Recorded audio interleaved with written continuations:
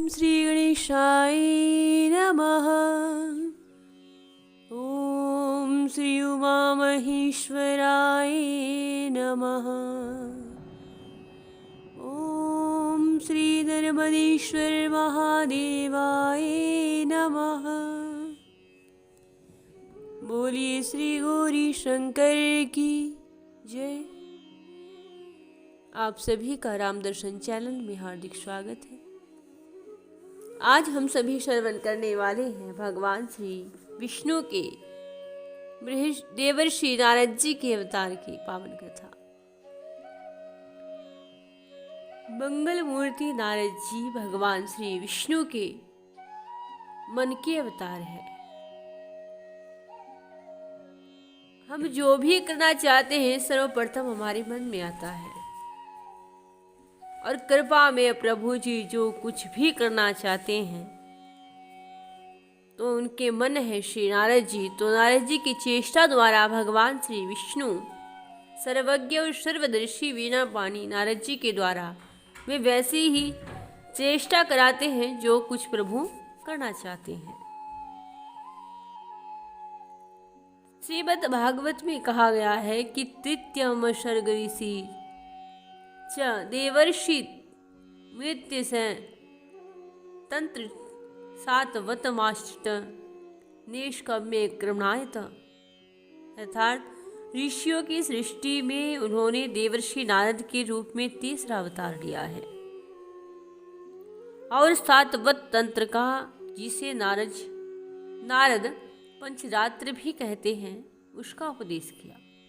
उसमें कर्मों के द्वारा किस प्रकार कर्म बंधन से मुक्ति मिलती है इसका पावन वर्णन है श्री नारद पंचरात्र में।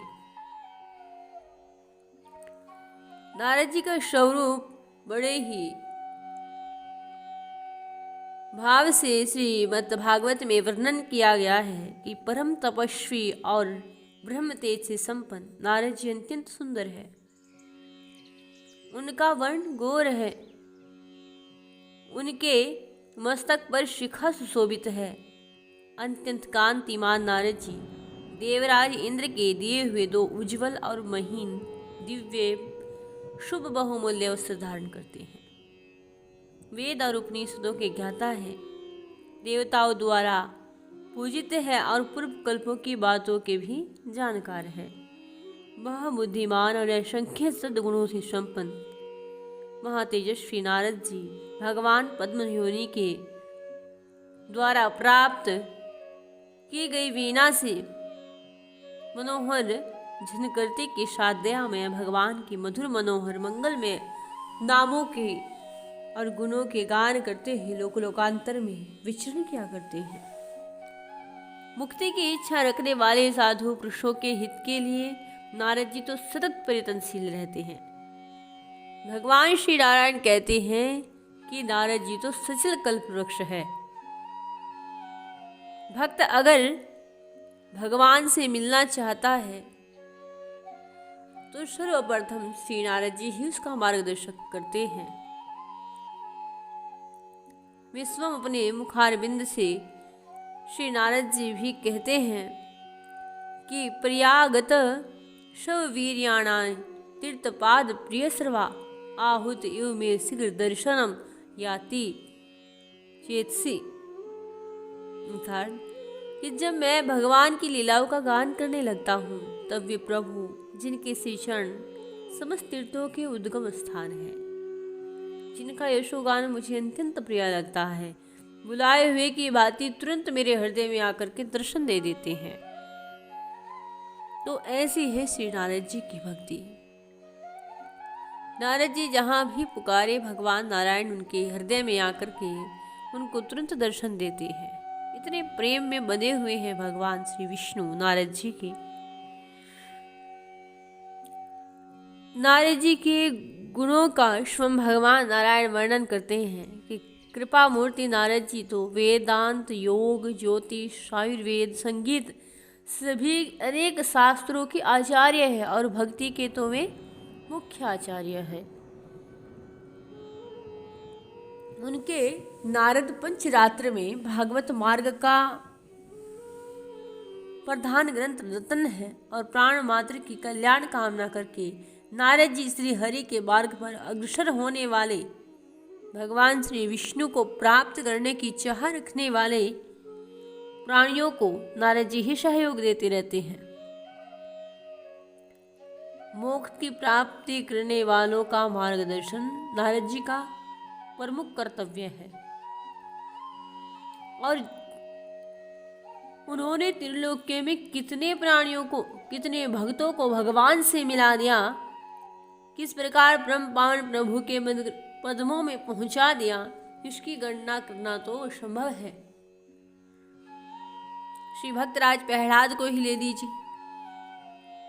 भक्तराज प्रहलाद की दृढ़ भक्ति से भगवान नरसिंह अवतरित हुए और प्रहलाद के इस भगवत विश्वास और प्रगाढ़ निष्ठा में नारद जी ही तो मुख्य हेतु थे। उन्होंने गर्भस्थ बालक प्रहलाद को लक्ष्य करके उनकी मातेश्वरी कयादु को भक्ति और ज्ञान का उपदेश दिया था। प्रहलाद जी का वही ज्ञान उनके जीवन और जन्म दोनों को सफल बनाने का हेतु बना। तो श्री नारद जी के द्वारा ही भक्तराज प्रहलाद को प्रेरित किया गया भगवत नाम की ओर। इसी प्रकार जब पिता से तिरस्कृत और शुद्ध होकर के बालक ध्रुव वन गमन करते हैं, उस समय श्री नारद जी ही उनका मार्गदर्शन करते हैं और उन्हें भगवान वासुदेव का मंत्र देते हैं और उसके प्रभाव से भगवान श्री विष्णु ध्रुव को अपनी गोदी में बैठा लेते हैं। यथार्थ जो भक्तराज ध्रुव को चाहिए था भगवान की भक्ति से मिल जाता है और इसके हेतु होते हैं श्री नारद जी। नारद जी के द्वारा ही भक्त ध्रुव का मार्गदर्शन कराया गया और उन्हें ओम नमो भगवते वासुदेवाय इस पावन मंत्र का उपदेश दिया गया।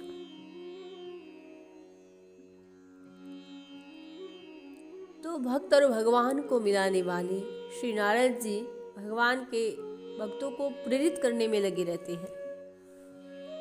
नारद जी ने ही माँ पार्वती को भी, जो आदि शक्ति स्वरूपा है, जब वे पार्वती के स्वरूप में अवतरित हुई तो उन्होंने ही हिमवान जी के नगर में जाकर के माँ पार्वती को बालावस्था में ही ओम नमः शिवाय श्री शिव पंचाक्षर मंत्र का उन्हें उपदेश दिया और कहा कि जो तप करी कुमारी तुम्हारी सो वर मिलही शंभु त्रिपुरारी।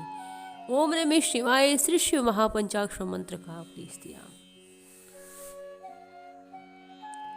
तो नारद जी ने सबको प्रेरित किया है।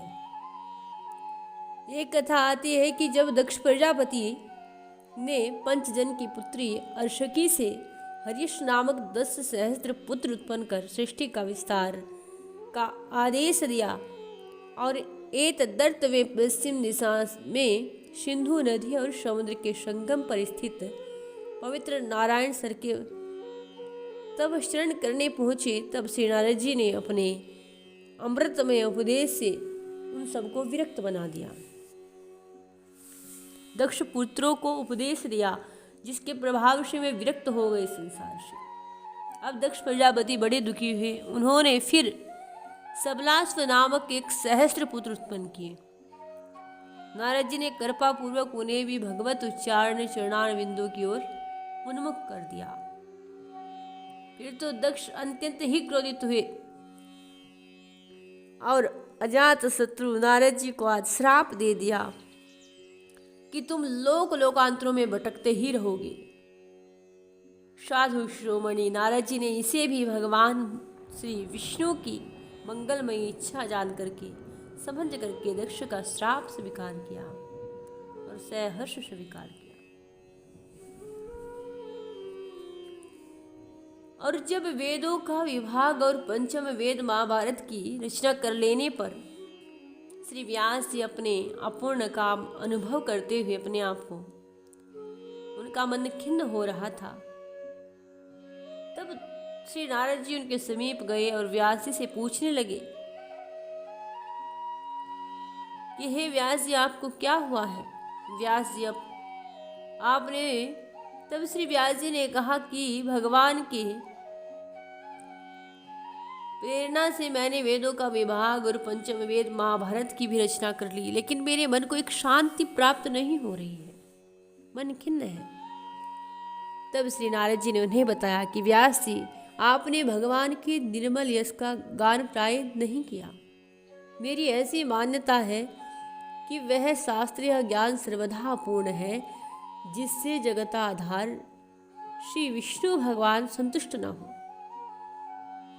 वह वाणी आदर के योग्य नहीं है, जिसमें श्री हरि की परम पावनी कीर्ति वर्णित न हो। वह तो कौवे के लिए उचिष्ट फेंकने के स्थान के समान है, पवित्र है। उसके द्वारा तो मूर्ख कामुक व्यक्तियों का मनोरंजन हो सकता है। मानस स्तर के कमल वन के विहार करने वाले राजहंसों के समान ब्रह्मधाम में विहार करने वाले भगवत चरण विंदासित परमहंस भक्तों का मन उसमें कैसे रम सकता है? विद्वान पुरुषों ने निर्णय किया है कि मनुष्य की तपस्या, वेदाध्ययन, यज्ञानुष्ठान एवं समस्त धर्म कर्मों की सफलता इसी में है कि पुण्य कीर्ति श्री विष्णु भगवान की कल्याणमयी लीलाओं का गान किया जाए। श्रीमद् भागवत में श्री कहा गया है कि तत्व पदम श्रुत विश्रुत विभो समाप्ति विधा विभुत्सित आख्या ही दुख मुहुर तीर्थामना सकलेश निर्वाण मोशंति नान्य था। यथार्थ व्यास जी, आपका ज्ञान पूर्ण है। आप भगवान की ही कीर्ति का, उनकी प्रेममयी लीलाओं का वर्णन कीजिए। उसी से बड़े बड़े ज्ञानियों की जिज्ञासा पूर्ण हुआ करती है। जो लोग दुखों के द्वारा बार बार रोंदे जा रहे हैं, उनके दुख की शांति इसी से हो सकती है कि आप भगवान के गुणों का गान कीजिए और उनकी लीलाओं का वर्णन कीजिए। इसके सिवा उनका और कोई उपाय नहीं है। तो इस प्रकार व्यास जी को भी परम ज्ञान देने वाले श्री नारद जी है। एक कथा और आती है कि जब दुर्योधन ने छल और कुटिल नीति से सहृदय पांडवों के अरण्य के लिए जब प्रस्थान किया पांडवों ने, तो उस समय भरतवंशियों के विनाश सूचक अनेक प्रकार के अपशकुन हुए। चिंतित होकर के इस विषय में धृतराष्ट्र और विदुर जी परस्पर बातचीत कर ही रहे थे कि उसी समय मृषु से घिरे हुए भगवान नारद कौरवों के सामने आकर के खड़े हो गए और उन्होंने स्पष्ट शब्दों में भविष्यवाणी करते हुए कहा कि इत श्रुत चतुर्दशे वर्षे विनश्यति नः कौरवा दुर्योधनादि अफ्रेदयन् भीमा अर्जुन बलेंच। अर्थात आज से 14वें वर्ष में दुर्योधन के अपराध से भीम और अर्जुन के पराक्रम द्वारा कौरव कुल का नाश हो जाएगा।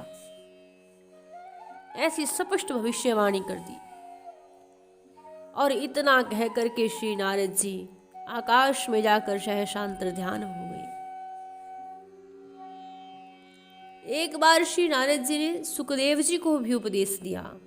उसका भी बड़ा सुंदर वर्णन है। उन्होंने कहा था सुखदेव जी से कि सर्वे सर्यांता निश्चया पतना अनंता समुष्या संयोगा विपर्योगिनता मरणांत ही जीवितम।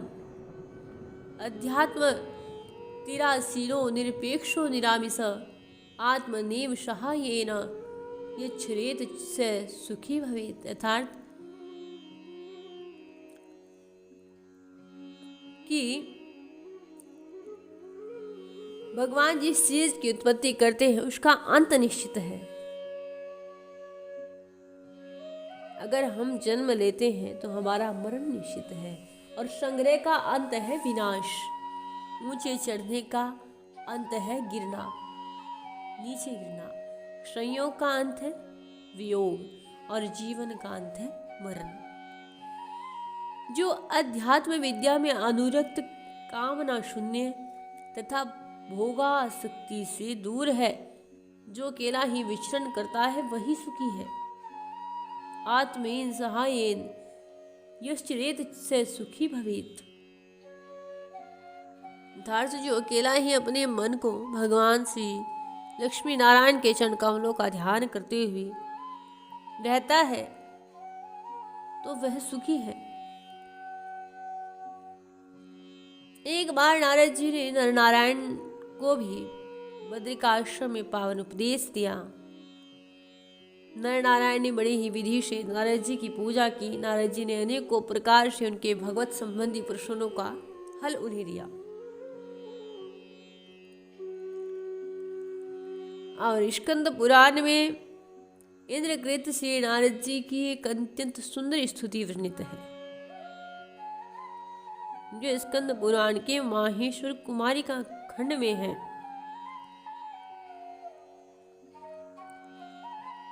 उस पर के संबंध में भगवान श्री कृष्ण भी नारद जी के गुणों की प्रशंसा करते हुए राजा उग्रसेन से कहते हैं कि हे देवराज, कि मैं देवराज इंद्र द्वारा किए गए स्तोत्र से दिव्य दृष्टि संपन्न श्री नारद जी की सदा स्तुति किया करता हूँ।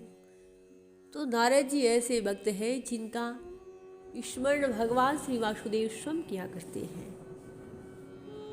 धन्य ही श्री नारद जी, धन्य है उनकी भक्ति भगवान श्री लक्ष्मी नारायण के चरण कमलों में, कि जो स्कंद पुराण में इंद्र जी द्वारा नारद जी की स्तुति होती है, उस स्तुति को भगवान श्री कृष्ण प्रतिदिन किया करते हैं। उन्होंने राजा उग्रसेन से स्वयं अपने श्रीमुख से बताया है कि मैं भी देवराज इंद्र द्वारा किए गए नारद जी के इस स्तोत्र का प्रतिदिन पाठ करता हूँ। तो ऐसा है श्री नारद जी का भक्ति तत्व कि स्वयं भगवान वासुदेव भी उनका गुणों का गान करते हैं। भक्त और भगवान का एक अलौकिक मिलन है श्री नारद जी और नारायण। सर्व सुहृद श्री नारद जी ही एकमात्र ऐसे हैं जिनका सभी देवता और दैत्यगण समान रूप से सम्मान और विश्वास भी करते हैं। जब कंस को श्री नारद जी बता करके आए कि क्या देवकी का 8वां बालक 8वें ही कर्म में प्रकट होगा, 8 कर्म की गिनती तो हम 8 से शुरू करके 1 तक भी खत्म कर सकते हैं और 1 से शुरू करके 8वें तक भी। तो तब कंस भी भ्रमित हो जाता है और विश्वास कर लेता है। तो जिन पर दैत्य और देवता दोनों समान रूप से विश्वास करते हैं, तो ऐसे श्री नारद जी हैं। नारद जी को दोनों अपना शुभ आशीष ही समझते हैं। श्री नारद जी ऐसे भक्त हैं कि अब भी भगवान श्री नारायण के सच्चे प्रेमी भक्तों को उनके दर्शन हो जाते हैं। नारद जी किसी भक्त को भगवान से मिलाने का सर्वोत्तम कार्य करते हैं। भगवान के मन के अवतार जो ठहरे, जो भगवान की इच्छा होती है, तो श्री नारद जी की चेष्टा भी वैसी ही होती है। श्री नारद जी के द्वारा भगवान जी संदेश कर देते हैं कि क्या लीला करने वाले हैं भगवान। तभी तो भगवान श्री नारायण के मन का अवतार श्री नारद जी हुए हैं कि प्रभु जो कुछ करना चाहते हैं, सर्वज्ञ सर्वदर्शी नारद जी के द्वारा वैसी ही चेष्टा प्रयत्नशील हो जाती है, उस कार्य में लग जाते हैं। जब समुद्र मंथन हुआ तो दैत्यों को भ्रमित किसने किया? नारद जी ने। और किनकी प्रेरणा से? किसकी इच्छा ऐसी हुई कि दैत्य भ्रमित हो और देवताओं को अमृत पान कराया जाए? श्री नारायण की। और चेष्टा किसके द्वारा कराई गई? श्री नारद जी के द्वारा। तो भगवान जी जो कुछ करना चाहते हैं, भक्तराज नारद जी को ऐसा ही उपदेश किया करते हैं कि श्री नारद जी अब ये कीजिए, अब ये लीला करना चाहते हैं। जब उन्होंने श्री कृष्ण अवतार में माता सत्यभामा का अहंकार का मर्दन किया तो उस लीला में भी श्री नारद जी को ही अपना सहयोगी बनाया। और तब मां सत्यभामा समझ गई कि भगवान तो सबके समान है, उन पर किसी का एकाधिकार नहीं है। भगवान सबसे समान स्नेह करते हैं और भक्त भी भगवान को समान प्रिय होते हैं। तो हर लीला जो भगवान करना चाहते हैं उस लीला का शुभारंभ श्री नारद जी के द्वारा करवाते हैं। तो ऐसे है भक्तराज नारद जी, श्री देवर श्री नारद जी। तो यह भगवान श्री विष्णु का तीसरा अवतार हुआ जो देवर श्री नारद जी के रूप में हुआ। आज हम सभी ने इस पावन चरित्र का श्रवण किया है और भगवान नारायण कहते हैं, जिन भक्त का भगवान श्री कृष्ण स्वयं अपने श्री मुख से भी जिनके गुणों की महिमा का वर्णन करते हैं, अगर उन भक्तराज के गुणों की महिमा का गान कर लिया जाए तो उसके पुण्य का तो कहना ही क्या।